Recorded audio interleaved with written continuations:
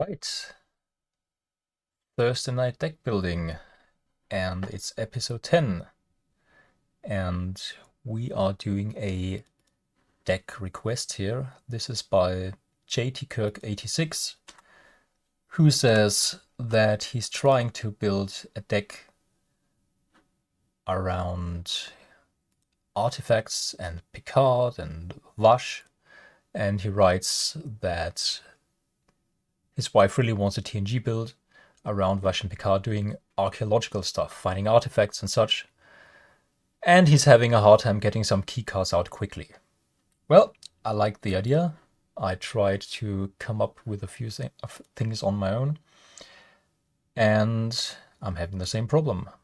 There are a couple of keycards that you simply cannot get out unless you commit ridiculously much to it. So this is not going to be a ruffle stomp deck that swipes out the competition, but rather a thematic approach, hopefully to have a little bit of fun while still providing a reasonably fast deck that can get through dilemmas. So we're trying to play with Picard and Vash. These are not easy to download early on. There are a couple of ways that can help you get them out, but I don't think it's really worth the effort, and I don't really want to stack 10 copies of each into the deck just to make sure we get them out early. Rather, we try our luck and see whether we can get one of them early and then grab the other one with some other means. So, since these two lovebirds are trying to gallivant around the galaxy doing some artifact hunting, I'm using a space mission with archaeology here. That one we'll put over here for the moment. I have the mother of all archaeology missions, Hunt for DNA program, with the whopping 55 points and triple archaeology requirements. There's also Investigate Rogue Comet, so archaeology in space. Since these two lovers want to have some fun as well, we have Risa, and we also have Explore Dyson Sphere, so the ancient artifact, nobody knows who built it. That's in there as well. So the idea here is that we do one space mission and one planet mission, and then hopefully we have dug up some artifacts that allow us to score 100 points. So let's have a look at the setup here. JT Kirk 86 wrote that he thought about using Starbase 247, so let's do that. Let's seed it here.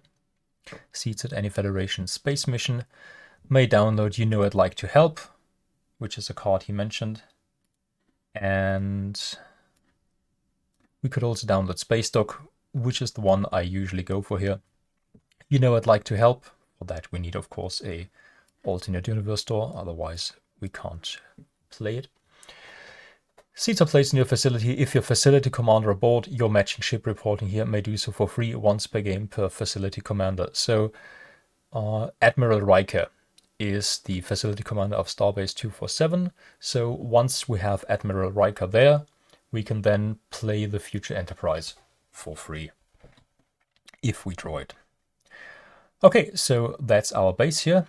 Since we are starting out here, we are going to seed something else there. We want a holodeck on our starbase because we want to have some recreational time, and we're also going to seed a holo program there, Café des Artistes. Seeds are placed in your ship or facility with a holodeck. Thrice per turn you may stop your couple present to draw a card. So a couple are personnel who are identified in the lore as having some form of relationship. So Jean-Luc Picard doesn't say anything of that nature, but Vash has the text that she was romantically involved with Jean-Luc Picard. So as long as one of them says something to that effect, they count as a couple. And if we have them in play, we can then stop them or a card draw. And we can do this with 6 personnel, 3 couples, for a good number of card draws. Okay, since He also mentioned that it's going to be a TNG deck. We are also going to use the continuing mission, downloading the TNG specific warp core card, finest crew in the fleet. So let's just go over continuing mission again. This gives the TNG icon, the little communicator thingy, to all the cards that have the next generation or generations property logo. So in the upper right corner, we have the Star Trek The Next Generation logo, and all these personnel and ships gain this little icon here, the communicator, even if not in play. And once each turn, when you play such a personnel with 4 or fewer skill icons and no special download, you may draw a card. So this serves as a draw engine. However, we have to discard it as soon as we play a non-TNG or Generations logo card. We are also going to have a look at finest crew in the fleet. Once each turn, your TNG Federation personnel with USS Enterprise in lore may report for free aboard your USS Enterprise or to your Federation outpost. The starbase is an outpost, so that works.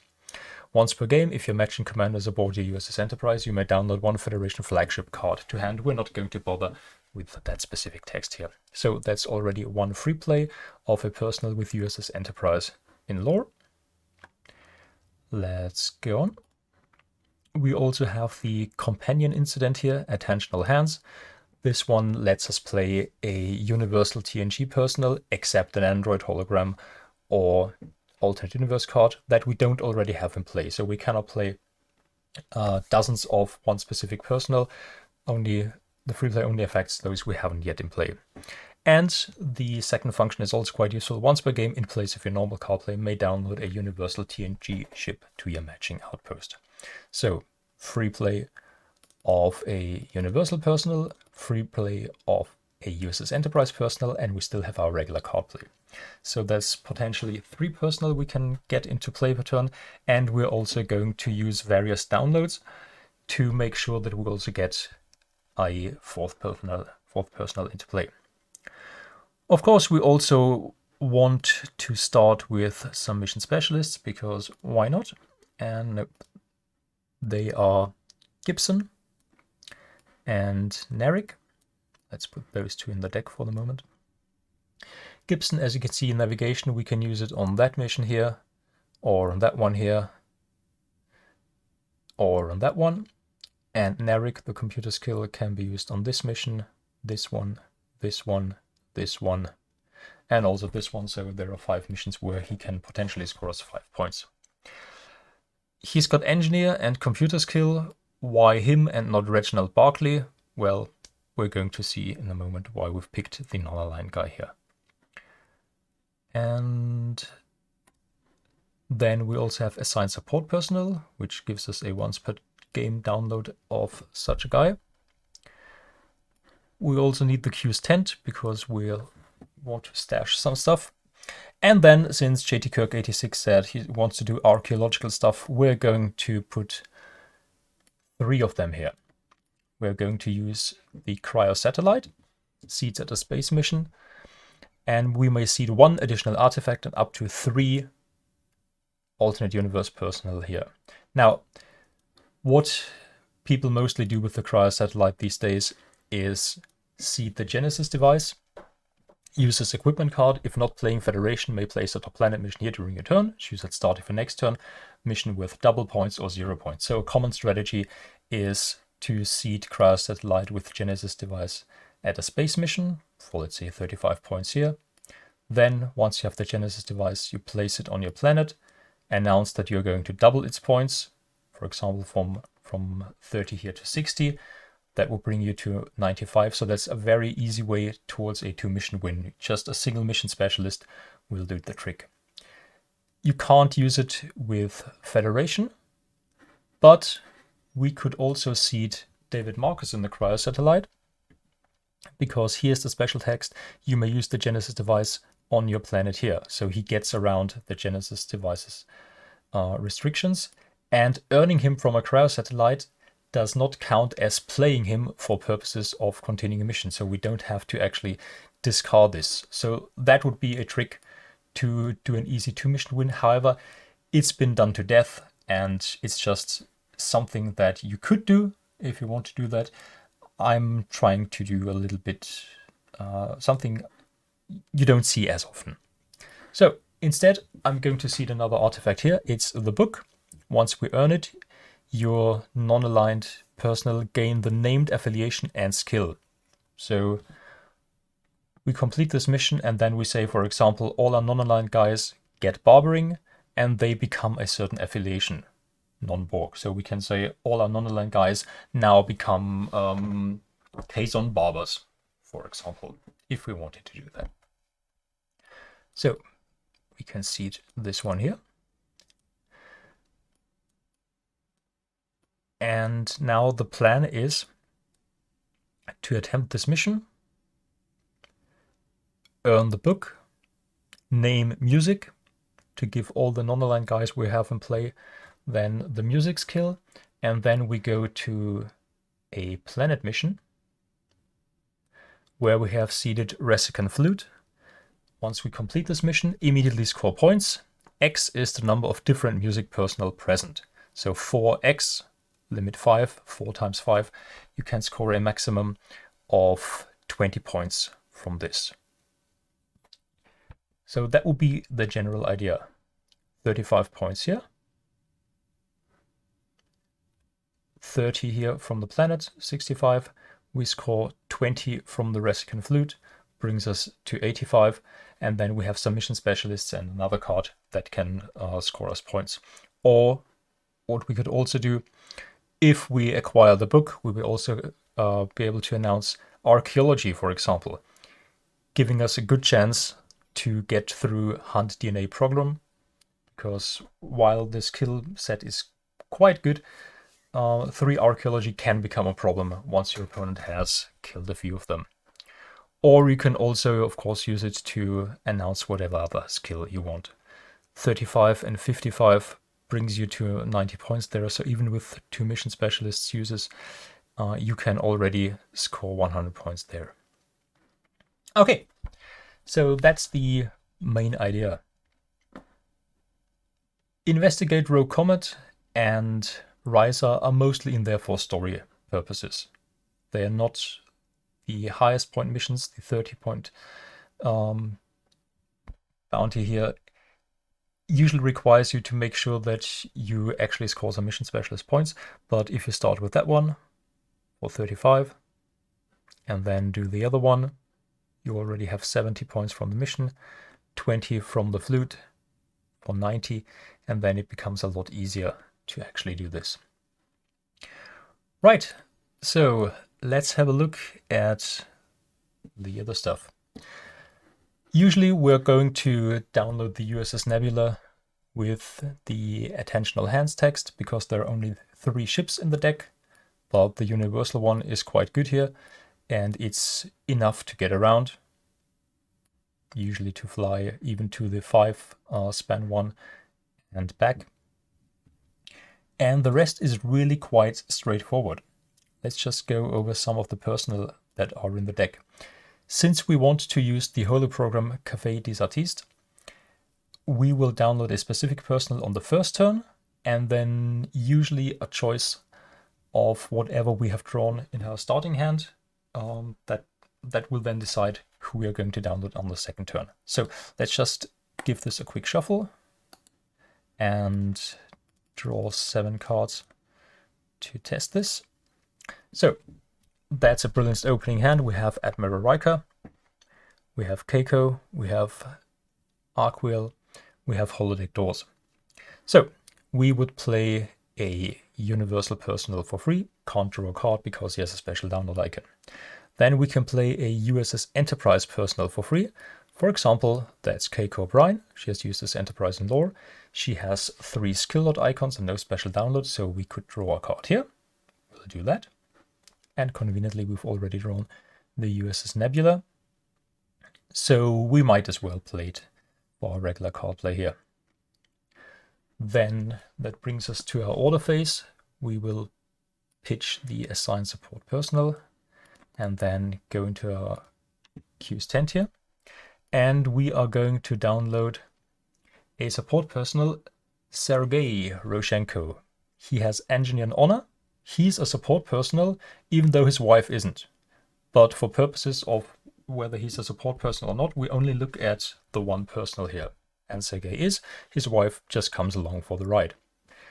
Conveniently, they are a couple. They are husband and wife, so we already have one draw that we can generate from holoprogram. So let's draw another card. And then we can do something on our next turn, since we already have Keiko in play. We can use that to get more lovers in play at the Love Cafe here. Let's end our turn, draw a card, see what we get. Okay, this is looking quite nice here. For our second turn, we have a Universal Personnel.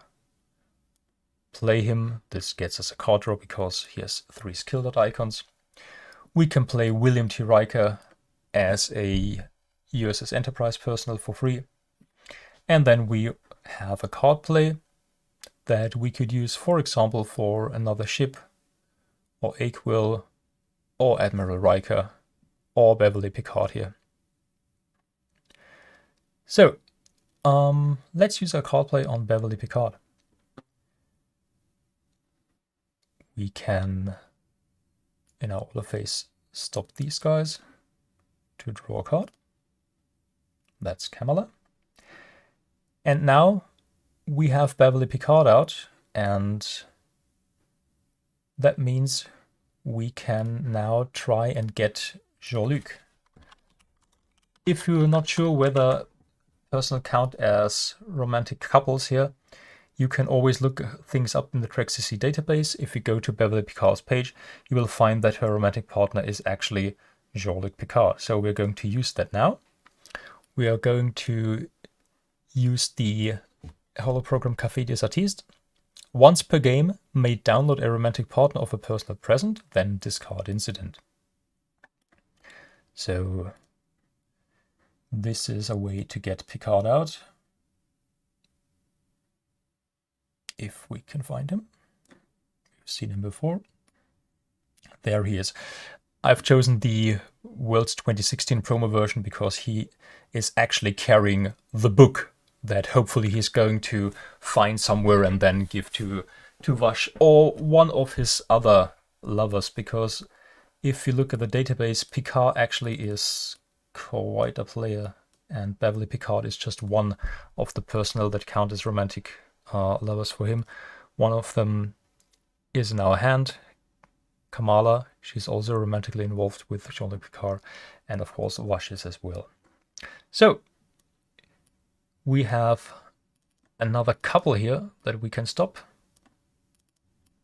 Beverly Picard and Jean-Luc Picard, giving us another card draw. This is then discarded. Oh no, we are discarding our draw engine. Doesn't matter, because we have a holodeck door in hand. There are 5 copies in the deck. And we are going to use the second function here, plays once each turn, so doorways play for free, to download a holoprogram. Yeah, let's do that. Go into our queue's tent and download a holoprogram. Seeds or plays on your ship or facility with holodeck. Yeah, we still have that. So we get our backup copy out. Holodeck door is removed from the game then. And then we can still use that engine. So that was our second turn. We've stopped these guys. We still have Keiko, Lopez, Riker, Herbert, Gibson, and Narek. So 3 people that can also staff the ship. We also have a download of a Federation pad available if we need to get through, for example, a dilemma that asks for high cunning and so on. We could do that. So we could already try and do a mission attempt here. And then the next turns will look quite similar. We draw to end, and then on our third turn, you will see that it goes on like this. We can play a universal personal for free, draw a card for that. We can play a USS Enterprise personal for free, and then we can still use our regular card play, so why not use Admiral Riker here? He could download the USS Enterprise, which could download Wall of Ships, discard it, to download from the deck the future Enterprise. So we have a lot of rights available, even though there are only 3 in the deck. There are a number of options to get them out. We can draw into the ships straight up. We can download one of the Enterprises with Admiral Riker.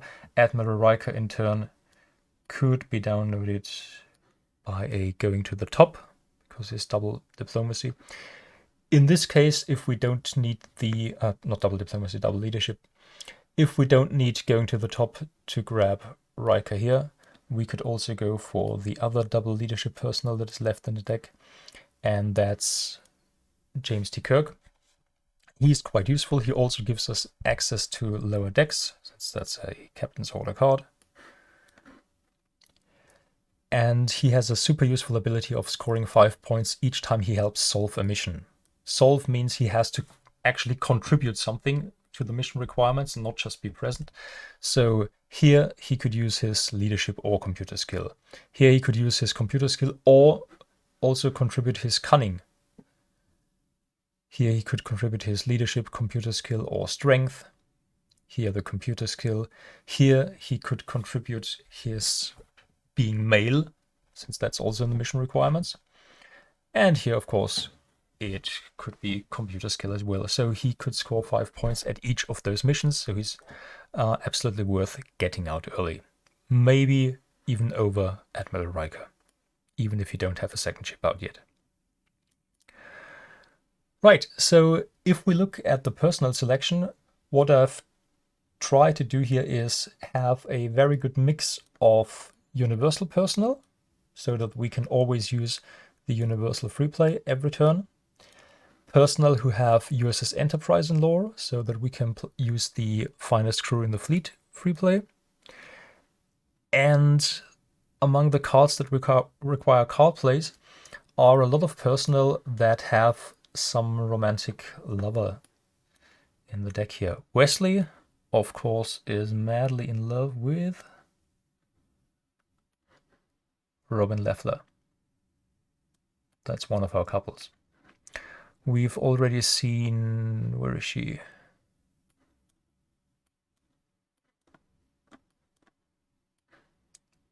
Keiko.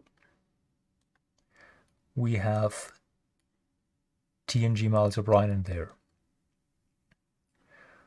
We have Deanna Troi, formerly romantically involved with William T. Riker, still counts. We have Vash, who would work with Jean-Luc Picard.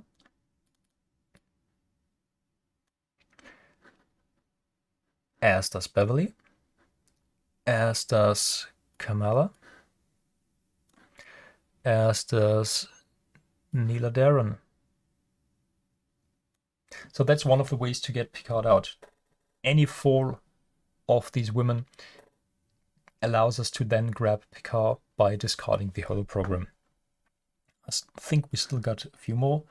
Arkwell is actually romantically involved with Geordi LaForge. Geordi, who has notoriously little success with the other sex, but Arkwell counts here, and we've seen Geordi before, haven't we? Yeah, we put him up there. There's Geordi. What else have we got? Rolaren? No, she betrayed Geordi Picard. She wasn't romantically involved with him. Worf, son of Moog. Nope, he doesn't work here. For Data, I don't think I put anyone in. I thought about adding Tasha or Jenna Desora, but I figured the others would be enough to make sure that we have enough cards that can draw. So among these, and with the guaranteed download of Sergei and Helena, you have very good chances of having a second draw early on. Just draw any of these, then discard the Café des Artistes once to set up a second couple, and a third one is not strictly needed. If you just draw 2 from the holo program, draw 1 with continuing mission, draw your end of turn, then you already get 4 cards in hand every turn. You want to play 3 personal, and that still gives you a 4th card draw that can replenish the holodeck doors that you play or the interrupts that you play. And if you have the 3rd draw as well, that's really just a bonus. But it also slows you down a bit because that's 2 more personal that you're not going to send on a mission attempt. So it's really when you're just desperately trying to dig for a certain skill. The other personal here are mainly chosen to make sure that we have a good skill spread. I'm just going to put up the deck builder here. So as you can see, there's Picard, and if you scroll down, you find all his romantic parts there. Anish we can't use because she doesn't have the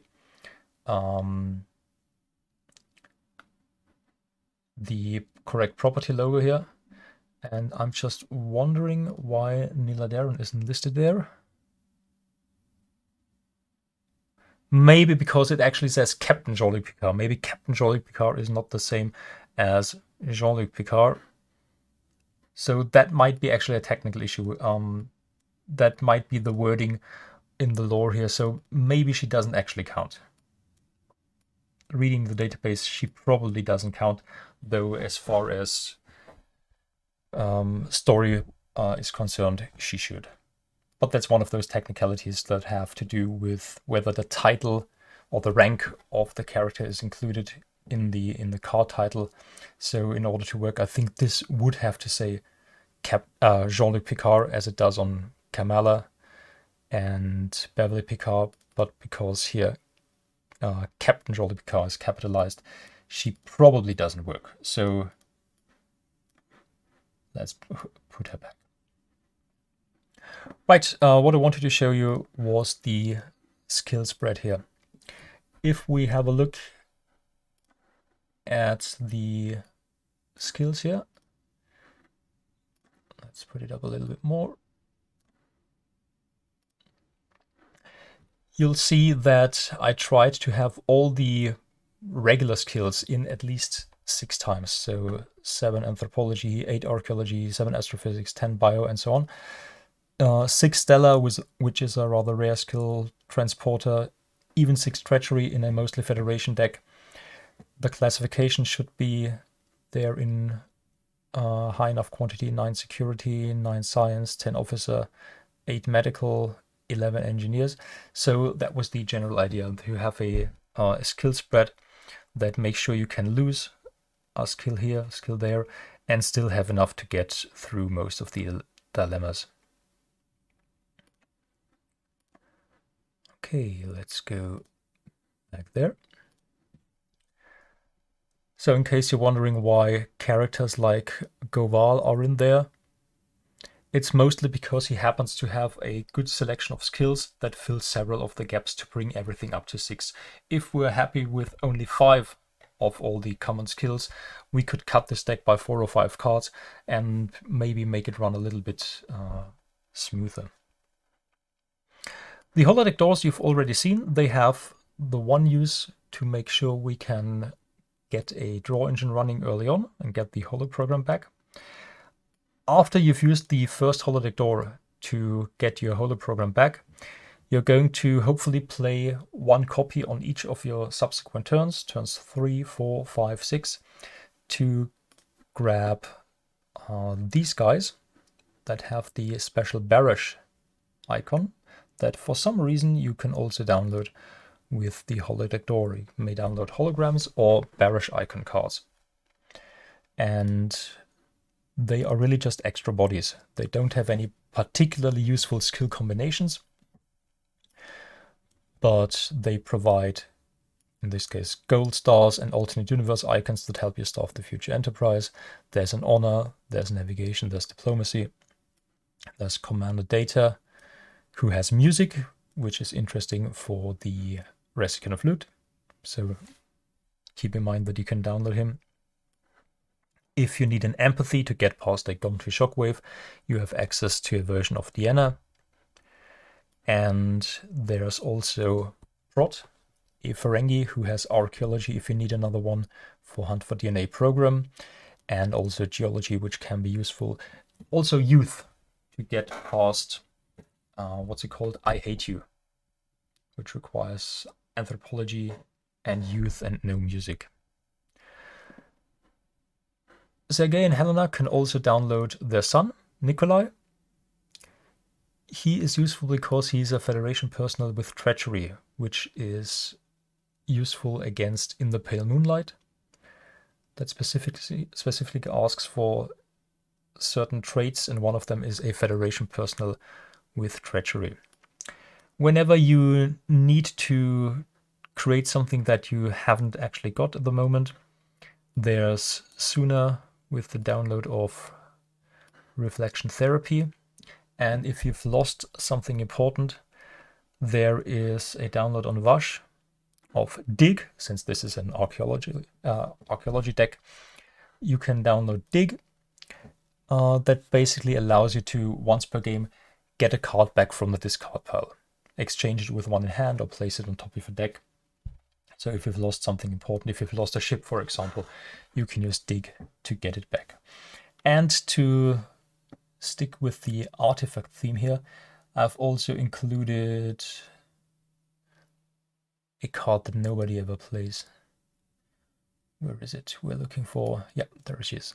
Arkwell, she has a special download of Kanar.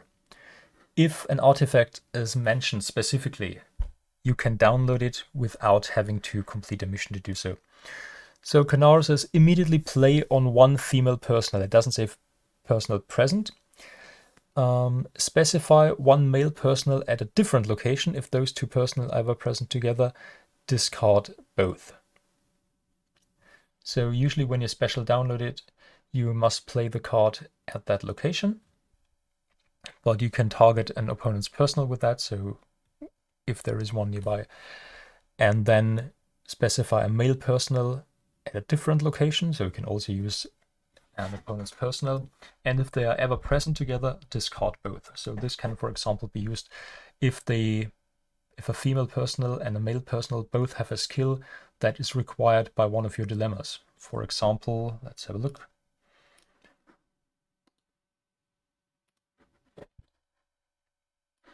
Of course, I'm going to use Captain's Holiday in this deck as one of the dilemmas. To get past requires 2 archaeology or 2 geology. So if your opponent has 2 archaeology in play, one of them on a female, one of them on a male, and they are at different locations, you can target the one, meaning as soon as they are together, they are both discarded and can't actually pull their skills. That's very difficult to actually pull off in a game, but it's hilarious if you can do it. Okay, so are there any other cards we need to mention here? Oh yeah, there is good old Anheizer, as you have to pronounce him. That's absolutely mandatory. There's no way around it. He has to be called Anheizer. You might ask Star Trek CCG legend Peter Ludwig as to why. He also is dual affiliation, so you can switch him to non-aligned. That helps you with the book to have more non-aligned personnel that you can then make Federation. Of course, you're going to make them Federation because for other affiliations you don't have a treaty in play. And then you can give all these guys the music skill. So once Picard has bought a wedding present, a beautiful book that he's going to give his beloved, whichever one he picks in the end. He's got that. They're going to honeymoon on Risa, and then he has all his friends he has made over 7 years of TV, and they will all serenade his beloved with a wonderful tune on the flute. I assume they are not going to play it at the same time, but I'm sure it's a very beautiful concert. Of course, there are lots of ways to actually improve this deck to make it more competitive. One idea would be to switch out this mission, and you could also get rid of that one and also of that one. Those two aren't bad because they have the perfect mission specialist overlap, and then you could just include ones that also have 35 points, and give you mission specialist points, but it wouldn't fit so nicely as far as story is concerned. Right, let's have a look at the dilemma set. I tried to keep that on topic as well. So for 2 planets, we have 2 walls that end in archaeology or geology. We also have 2 missions where we can put a wall that requires 2 archaeology and security to get through. So these are 4 missions. And the idea would then be to filter out those skills with things like rules of obedience, again, that requires geology and at least one side, or misinterpreted history, has archaeology on one side of the requirements. So whenever you do that, try and gun for the skills that are required on the walls. 2 archaeology or geo, 2 archaeology and security. So archaeology will be your main target. It also helps you thin out the herd when your opponent is trying to steal Hunt for DNA program. If they plan on doing that, but attempt one of their own missions first, you can try and eliminate a few of the archaeology guys. You can also set these dilemmas up with the M113 creature. Now and end of every player's turn, kill one of that player's personal opponent's choice. Great dilemma at weeding out certain skills, even though often it only gives you 1 kill if the opponent can cure it afterwards. Just taking out 1 archaeology or geology is fine on its own.